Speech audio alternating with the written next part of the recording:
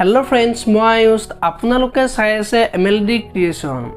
ৰং চেনেলত সম্প্ৰচাৰিত হৈ থকা অপৰাজিতা ধাৰাবাহিকখনৰ আজিৰ খণ্ডটোত নিবেদিতাৰ ওচৰলৈ গৌৰাংগ যাব আৰু তুমি কি দাদাক লৈ মনাব পাৰিম বুলি ভাবিছা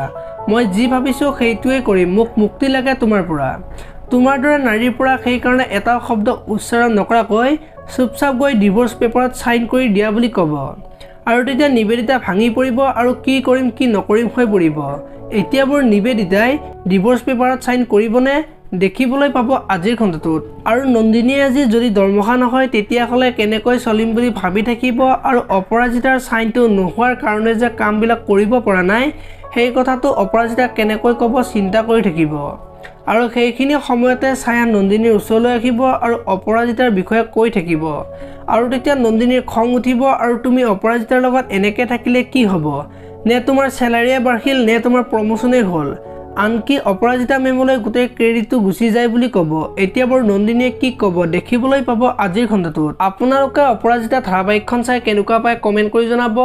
যদি আপোনালোকে এতিয়ালৈকে ভিডিঅ'টো লাইক কৰে লাইক এটা কৰি দিব আৰু যদি চেনেলটো প্ৰথমবাৰৰ বাবে চাই আছে তেতিয়া হলে চেনেলটো সাবস্ক্ৰাইব কৰি বেল আইকনটো প্ৰেছ কৰি দিব ধন্যবাদ।